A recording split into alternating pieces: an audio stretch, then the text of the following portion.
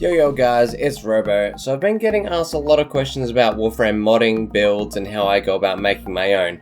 So I thought it was Def's time for me to make a guide, a little explanation of how I go about modding my own stuff, and how I think that you should be going around and modding your own weapons. Modding is an important part of Warframe, and as you can see here, it can completely overhaul a weapon's usefulness and feel. Now obviously every weapon is different, you can build every weapon multiple ways. This guide will more be a blanket guide as a way to start teaching you to think of your own builds and build what works best in your own opinion. Everyone is different and everyone will like to use weapons slightly differently. I'll cover weapons starting with our primary rifles and then quickly cover shotguns, secondaries, and melee, as they're all similar just with different mod names. I'll do a quick guide for frames, but remember that every frame is different and every frame can be built in 5 million different ways, and that is why Warframe is a fun game. You can play it however you feel is best. Alright, let's get right into this. So I follow a few steps when I'm modding my weapons. Now obviously there's exceptions depending on different weapons and their stats, but it starts out with these 3 simple steps which will apply to practically every weapon. So step 1 is pretty simple.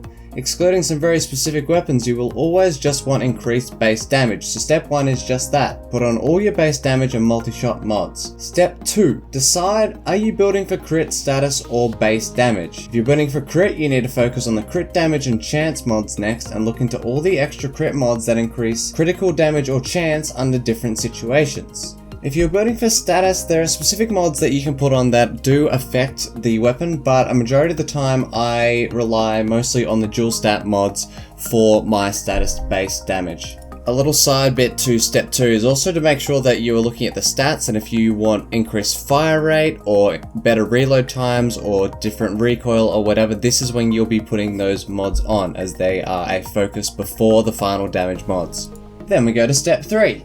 In step 3, you'll want to be putting your elemental mods on if you've still got spare slots. So if you're building a status based weapon, at this stage you'll be putting on your dual stat mods. However, if you don't need the status or it won't be a big increase or buff to the weapon, here's where you'll be putting your base plus 90% elemental damage mods onto your weapons. Now most players who've been playing for a while will understand what I have just said, but some people will find it hard to still pick out certain mods and decide what they're doing. So I'm going to do some quick examples of different weapons. I'm going to pick out a few weapons and mod them for you here, so you can hear my thought process when I'm going through and modding.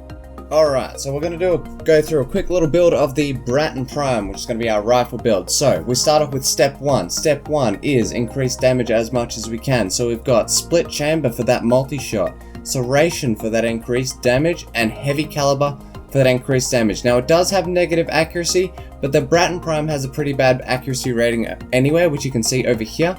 So we don't worry about that with this one. Now step 2, we decide if we're going to be doing status, crit, or base damage. The BRATON Prime has a decent status chance, so we're going to be going with a status build. Now in step 2, you also make sure that you've got the correct fire rate, reload speed, all that kind of stuff. And I don't like the base fire rate of the BRATON. So what I've done is I've put on shred, which increases the fire rate and also adds some punch through. This will also mean that I can shoot through enemies and kill multiple enemies at once. And then we go step 3. Now we've got our elemental things. Now because we're going status, all I've done very simply is I've put all 4 of the dual stat mods on.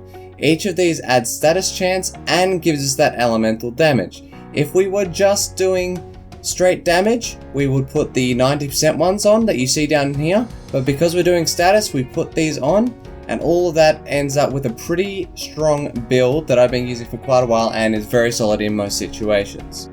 So I'm just going to show you a few examples of other weapons that I've used this same step-by-step process on. So the first one we've got here is the Tigress Prime. First step being base damage, we've got point blank, Hell's Chamber, Blaze, Sweeping Serration, Vigilante Armaments. And then I didn't care for crit or status for this, so I went straight damage and just added the 3 elemental mods straight onto that. Then moving on, we also have our Catch Moon, which is a secondary. For that, we again go for base damage first. Hornet Strike, Barrel Diffusion, Lethal Tone. And then I wanted a crit build for this one based on its stats, so then I went for Hydraulic Crosshairs, Prime Pistol Gambit, and Target Cracker, which are all crit based. I have a Riven on there, and then of course we go to the last step, which is adding elemental damage, which I have Primed Heated Charge on. And then for our last little example, I've got my ATTERAX here, which again, same thing, first step is damage. So we actually only did one base damage mod here, which is Primed Pressure Point. And then we go step 2. So one of the things in step 2 again is making sure that the weapon feels good, reload speed, fire rate, reach for the ATTERAX is really good. So I put reach on the ATTERAX, and then we look at the crit status or base damage. For the ATTERAX I decided to do crit, so we've got Blood Rush, Maiming Strike, Drifting Contact, Organ Shatter, and then Berserker, which increases that attack speed as well. And then of course we've got that Riven. So you can see that I do follow those steps on every weapon, and honestly it's a good way to go about building most of your weapons. You can always change them later, but it's a good basis for pretty much every build. Now, Warframes have so many different types and ways to build them, so there is no one specific guide that will help you bar an exact build for the one you're looking for. The best thing to do is this. Step 1. Figure out what you want out of the frame. Is it a tank? Are you wanting to spam a specific ability? A generalized gameplay build? DPS? Support? Will it be used in a high level gameplay or low? And how much health do you need? Step 2 is to focus all the mods around that goal. If you're a tank, you're wanting armor, health, shields, with a couple extra mods. If you're wanting to spam an ability, you want a high efficiency while making sure you have enough strength and enough health for what you're doing. Once you've got all your mods on your frame, you're now ready for step 3, which is to test your frame. Simply play that frame in the environment that you'll be playing mostly and take note of things that work and things that don't. Are you dying too much and it needs more health? Are you running out of energy?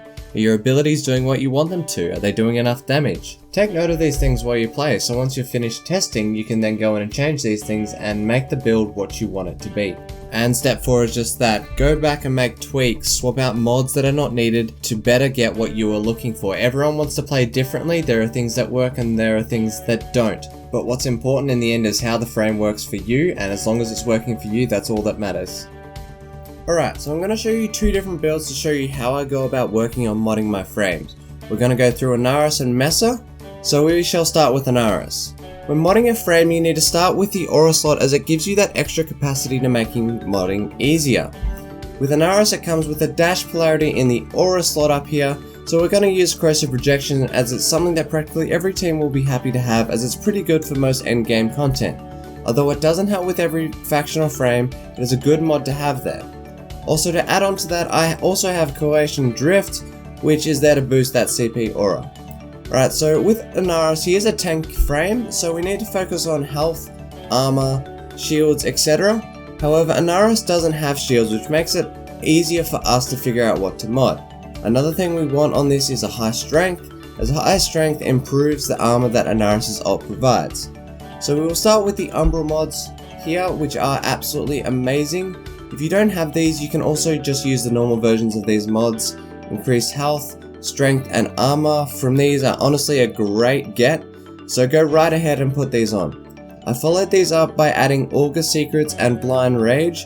Both of these mods are again to increase that strength. You can see that these mods are all focused on that strength, armor, and health, all focusing around that build idea. Moving on though, we also have Adaptation, which is great for reducing that incoming damage, which again provides us with more tankiness for Anaris.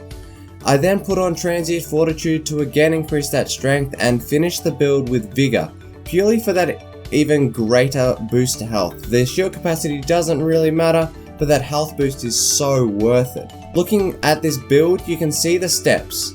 I chose what I wanted to focus on, I then focused the mods around that idea, and after I did do that, I then went and tested, and I changed those mods to even greater reflect what I wanted.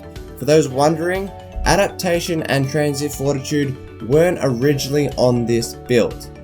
Alright, so this one's a little bit different. My Mesa build is very refined and very built towards me and my playstyle. It's definitely not something that most players would use, but this is just a way to show you that you can play however you want, you can mod however you want, and you can still be effective. So for me, I'm just going to run through these real quick. Steel Charge, I have instead of Corrosive Rejection, all that kind of stuff. Pistol Amp that most people use, I use Steel Charge because I like using melee weapons, and it's a nice little buff to that. I have Mesa's Waltz. Not everyone uses this, some people use the increased power strength in the Exilus slot, but for me, I love movement with my ult, and this build is built around being able to use my ult a lot, buff my teammates a tiny bit, and have enough health to get by. It's kind of a very generalized gameplay build, which is why it's called generalized gameplay. So, I have Prime Flow. Prime Flow, good to have that increased energy capacity, just so I can store up energy and then use it a lot real fast. Then I got Narrow-Minded. Increased duration also means increased efficiency for those toggleable abilities.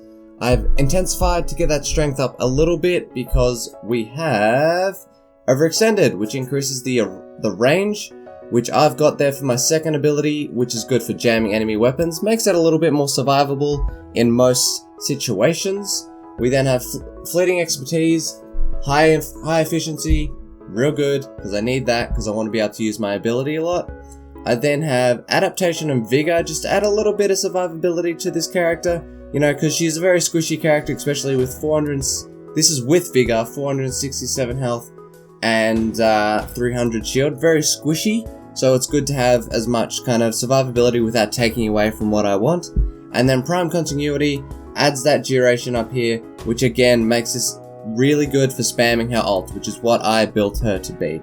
So this frame was more to show you that you can build it to however you want. You can, you know, there'll be a lot of builds that'll do more damage than mine out there. There'll be a lot of builds that are more survivable out there or better at supporting, but this build is what works for me. And honestly, if you are happy with your build, that's all that really matters in the end. So there you go. So that is all we have for this guide. Obviously everyone is different and I can understand if this does or doesn't work for you. We do have a Discord in which we have a section to discuss Warframes, builds and theories. So if you need help for a specific build that this guide did not cover or help with, please feel free to join. I'll put a link in the description and hopefully there'll be a little thing on screen right now and I'm sure we'll be able to help you out. But until next time, that is the end of this video and Robo out.